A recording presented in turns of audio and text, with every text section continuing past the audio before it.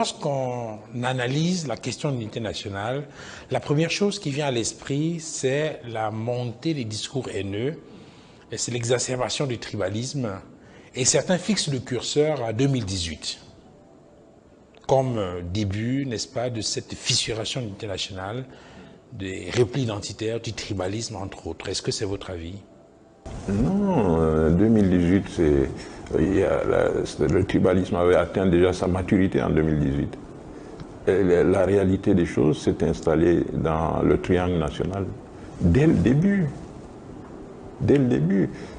Vous avez des hommes en tenue qui étaient autour de l'ancien président Ahidjo, qui ont été étouffés, humiliés, puis poussés à une réaction qui a provoqué donc la répression, le 6 avril.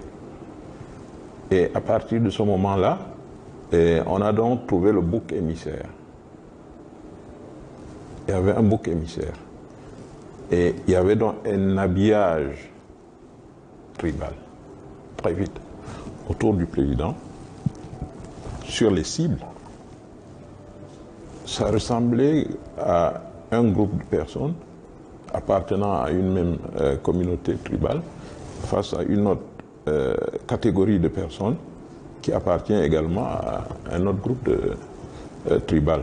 Donc voilà un peu, c'est comme ça que le décor a été donc mis dès le début. Donc après, quand les hommes en tenue seuls, en tout cas, ce n'est pas eux seuls qui dirigeaient en tout cas le pays, c'était en conformité avec les autres, notamment les économistes, qui étaient des gros commerçants. Et là encore, on les a touchés, ceux du Nord surtout, on les a touchés. Et à la fin, il y avait des Libanais, à l'époque, à Ahidjo, c'était donc des Libanais, et après, des Grecs et des Libanais, et après, on les a virés, ils sont allés chercher des Indo-Pakistanais. Là, c'était dans l'attaque, n'est-ce pas, du milieu économique. Après, les militaires, ils sont passés dans le monde, n'est-ce pas, des affaires. Et ça a détruit beaucoup de gens. Juste après, Dieu merci, on peut dire, la perestroïka est arrivée. Et les gens ont cru que les choses allaient s'arranger, en tout cas politiquement, qu'on allait pouvoir s'exprimer librement. Mais c'était... Là, vous parlez du vent de l'Est qui a soufflé au début des années 90. Le vent de la démocratie. Mais malheureusement, ce fut un leurre. Parce que quelqu'un a dit la démocratie n'est qu'une idée politique et non une réalité. Ce qui fait donc que nous qui y avons cru, avec bien d'autres, beaucoup se sont cassés la figure. Et une fois de plus, les choses se sont donc ont continué à progresser de façon tribale. Parce que si vous avez bonne mémoire, moi j'entendais des gens dire à Ebolova, il y avait une sous-section blindée, sous-section RDPC blindée. Et après, j'ai suivi le gouverneur Abakar Ahmad, qui a un peu expliqué ce que lui-même a enduré en tant que responsable. Donc, les gens sont organisés, très organisés.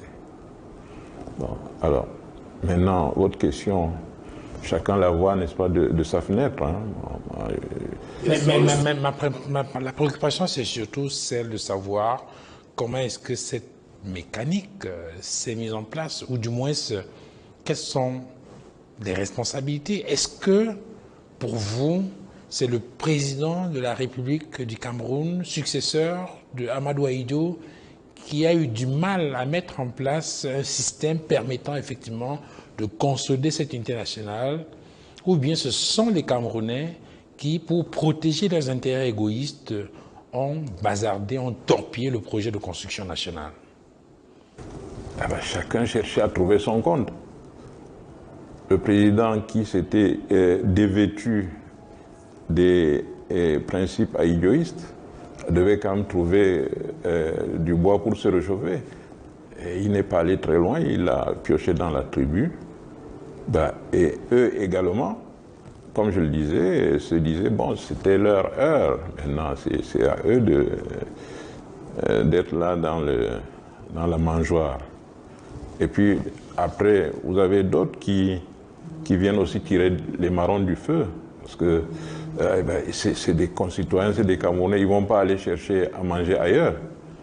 Alors, donc, voilà un peu, moi je pense que le président, bien que responsable, n'est-ce pas, du pays,